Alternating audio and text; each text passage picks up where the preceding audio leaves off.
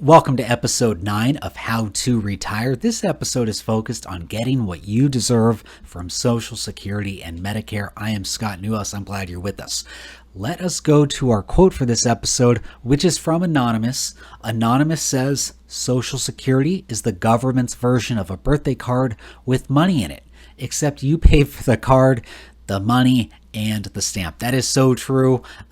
You've put into the Social Security system via payroll taxes so that other people can receive Social Security. Now it's time for you to receive your benefit from it, i.e. you're getting the money back that you put into the system. So I really love that quote.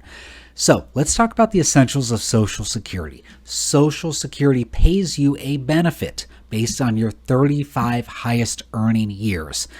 And thus also how much you paid into the system. And I want to pause here because one thing that's really important about this 35 highest earning years is that if you are like most people in their 50s and 60s and you're still working, or late 40s, you're making in most cases, more money than you ever have before. In other words, those higher income years that you have in your late 40s, your 50s, 60s, they are going to boost your Social Security benefit even more as you continue to work and count those higher earning income years into that 35-year calculation.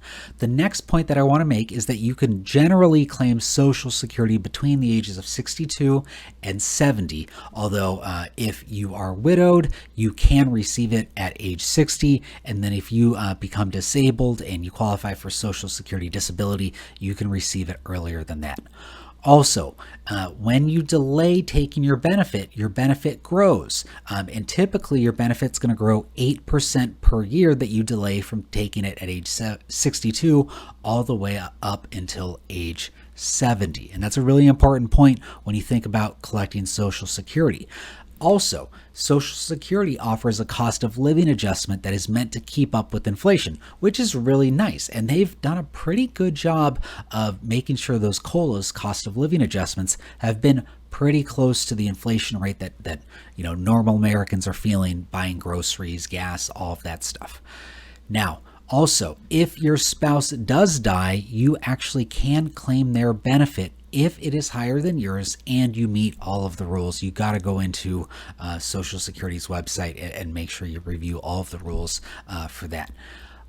But I want to focus in terms of when should we claim Social Security, because when we look at the financial landscape of most Americans out there, I don't love when they're claiming it, and I most likely don't love the rationale, although I haven't talked to all of them, so who knows. But this chart is coming from the Social Security Administration, and if you're listening on the podcast, this chart is laying out what percentage of people take Social Security at what age. And so you can see on the chart, 34% of Americans take Social Security at age 62, the earliest time possible. And then smaller amounts take it at 63, 4, and 5. Pretty decent amount of people, 18%, take it at age 66. So they've been able to wait a few years.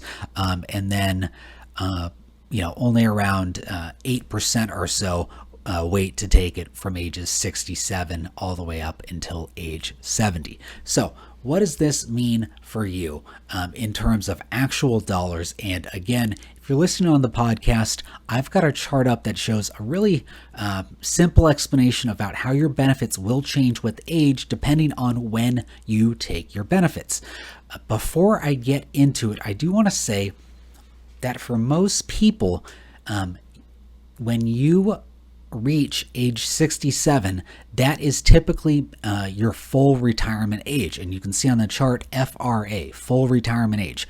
And that, in Social Security's mind, is when you receive 100% of your stated Social Security benefits. If you take Social Security before then, before your full retirement age, then you are taking it before you get 100% of your stated benefits. And then if you delay taking it after your full retirement age, then you are getting a higher percentage than 100% of your stated benefits. And again, it typically corresponds on that 8% per year projection. So let's look at this in terms of actual dollars. At 67, assuming that is your full retirement age, you would get $1,000 per month from Social Security. But if you take it all the way up at age 62, your monthly amount would only be $700. But if you were to delay it all the way up until age 70, then your benefit would be $1,240 a month. So you can see the drastic difference of taking it at age 62 versus age 70. And I'm not going to say every single person needs to wait until age 70. It's not a terrible idea if you can make the numbers work, but it's also not a terrible idea if you want to take it earlier for a variety of reasons. But I want everyone who watches this video to have eyes wide open about, if I take it at 62, one, I'm going to get a much lower percentage of my full retirement, full Social Security benefit, much lower percentage. And when we get those cost of living adjustments, since you have a smaller dollar amount, the dollar amount that your check is going to go up each year with those cost of living adjustments, it's going to be smaller because you have a smaller dollar amount to start with. And you've just got to be prepared for that. And it's got to make sense within your own specific circumstances and how much money you have coming in from other assets, and a wide variety of other factors. But I see 34% of people taking Social Security at 62. My guess is that they're not thinking too much about it. Maybe they just really need the money. And I'm just not sure that's the right decision for all of them. And so it could put you in a tough spot later on in life if you take Social Security too soon and then you're not having much else to live on later on in life. Now, another thing that we need to think about in terms of when to claim is, if you want, like you look at that chart and you say, Scott, it makes a lot of sense to wait until age 70. But then the question we have is, can you live on other income up until then? Do you have any other sources of income you can rely on? Is it going to be work? Some people don't want to work all the way up until age 70. I get it. Do you have other investments that you can live off of, rental properties, a pension? What else can we have to live off of so that we can delay Social Security up until age 70? Another thing that you need to think about when you're figuring out when to claim is, do I have any health issues that are going to affect my life expectancy? I hope the answer is no. But, maybe you have some kind of ailments or disease that's going to lower your life expectancy. And then, in those circumstances, maybe it makes more sense for us to think about taking Social Security earlier than what we would have had you not had any health issues. Another thing to think about is that if you claim Social Security before your full retirement age, which for most people is going to be between 66 and 67, you need to be aware of something called the earnings limit, i.e. they reduce your Social Security benefit if you earn too much money doing other things. It's really dependent on if you're single or married, how much income you're earning, what your age is. So I'm not going to get into the specifics in this video, but you've got to be aware of the earnings limit if you receive Social Security before your full retirement age and you have earned income. The next thing that I want you to think about is that if you claim early, anytime before, your full retirement age, will you be okay with that lower dollar amount coming from Social Security in your late 70s, 80s, and 90s? i.e., are you going to have other sources of income to supplement your Social Security benefit, which, may not be that big if you're taking it at age 62 or 63. And so, financially you're going to be okay, and then mentally you're going to be okay living on that lower dollar amount from Social Security. Are you not going to, kick yourself for not waiting a few years in terms of your benefit? The last question I have for you is, what is your break-even age? I've got this very handy chart that I'm going to do my absolute best to explain. This is a tough topic on this subject. And so a break-even age is trying to help us answer the question, at what age, if I take my Social Security benefits, am I going to get the most total dollar amounts from my benefit? And so let's just do an example to help us kind of illustrate that. When am I going to get the most amount of money from Social Security possible? If you take Social Security at age 62, that is going to outpace the other two options that we see on the screen, which is taking it at age 67 and 70. It's going to outpace those options in terms of total dollar amounts all the way up until around age 78.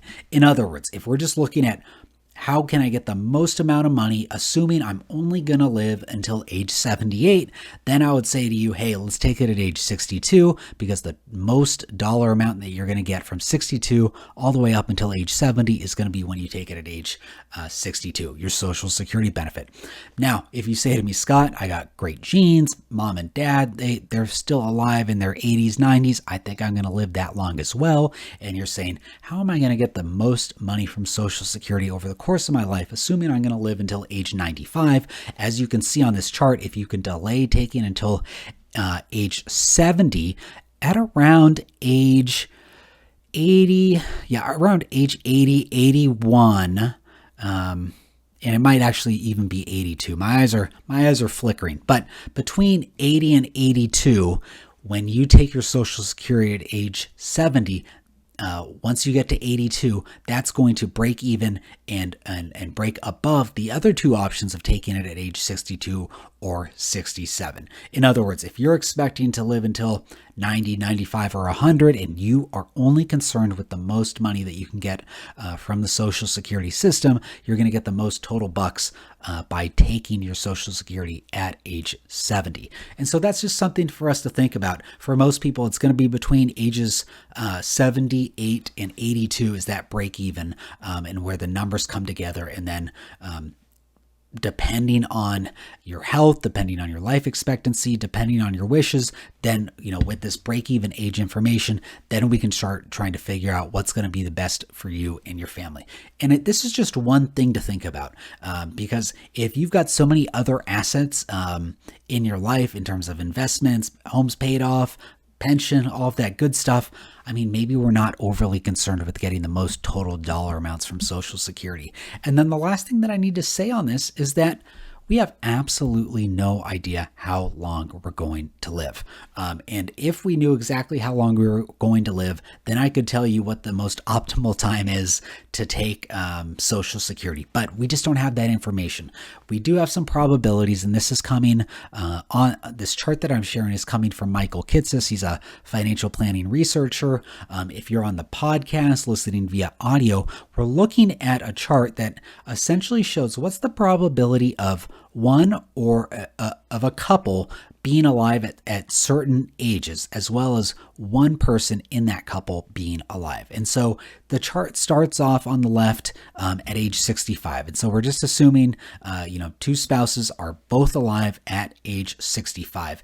And let's just run on down here and let's go to age 80. Let's do the first one there. So what are the odds that both partners are still alive at age 80? And it is right around, as far as I can tell, around a 45% probability that that both spouses will be alive at that point in time.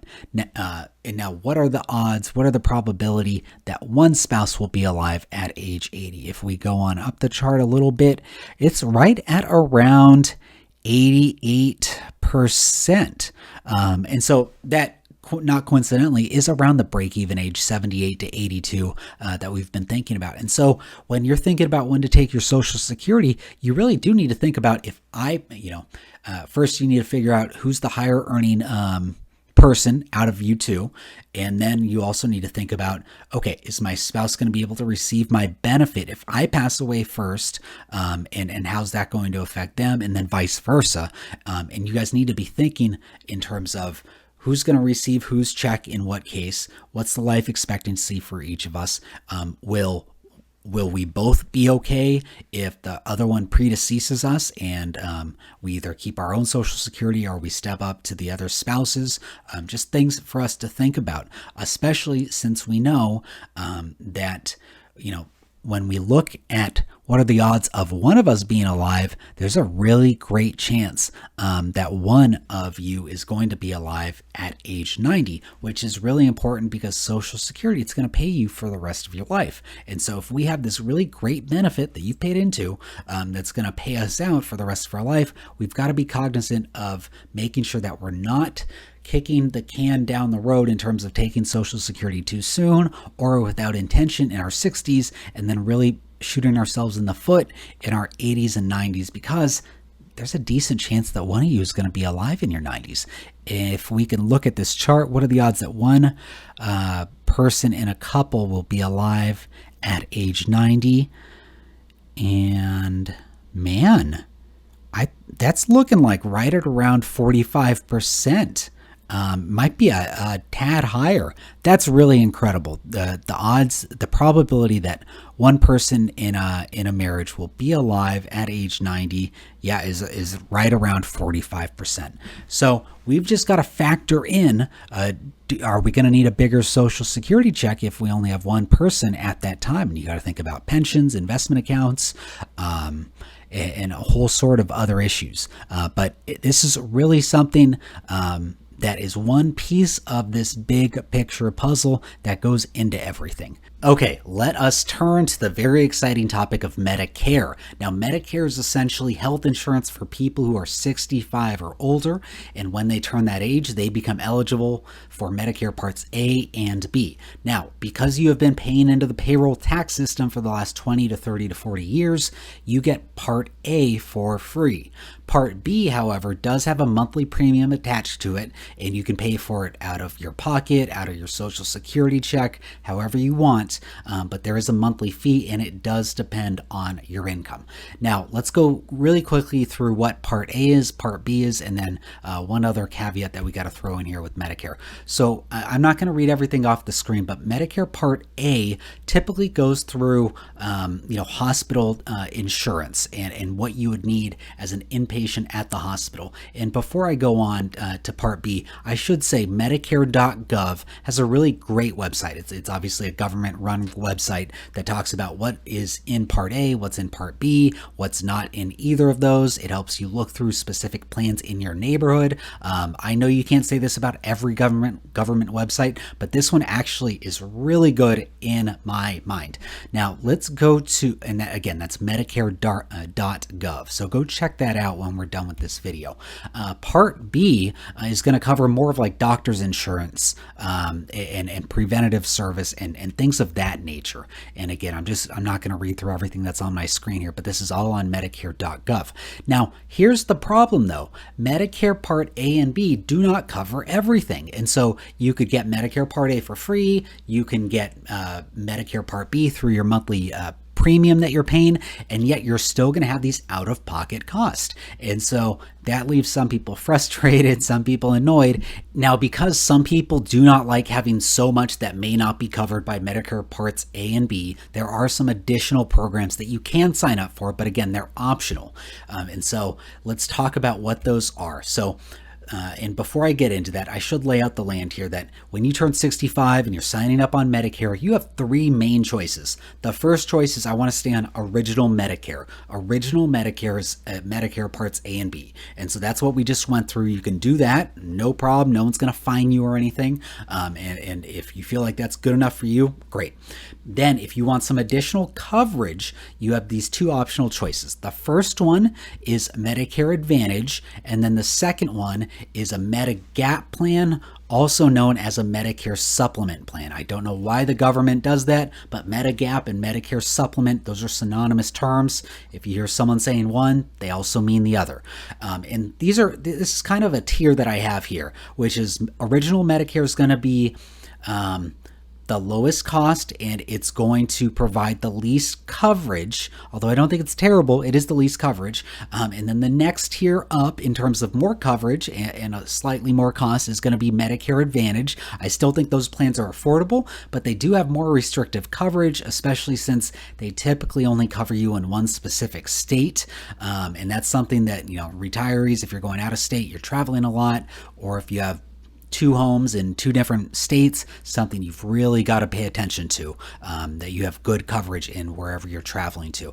And then the nicest plan, the most expensive plan, the most all-inclusive plan is going to be our Medigap / Medicare supplement plans that are typically going to cover you in every state.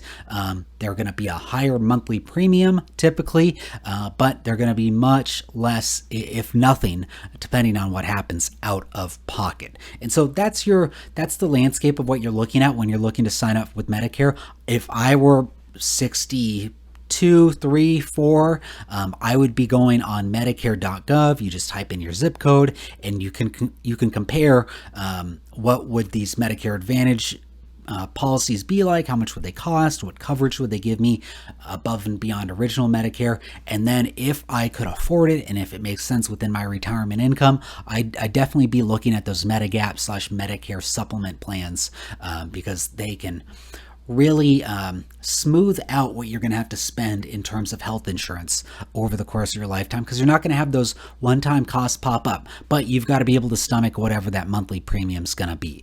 And so that's just something for you to think about with your family, your spouse, and your financial advisor if you have one. Okay, so let's do our little recap of Social Security and Medicare. First, you can take Social Security anytime between 62 and 70 for almost all people.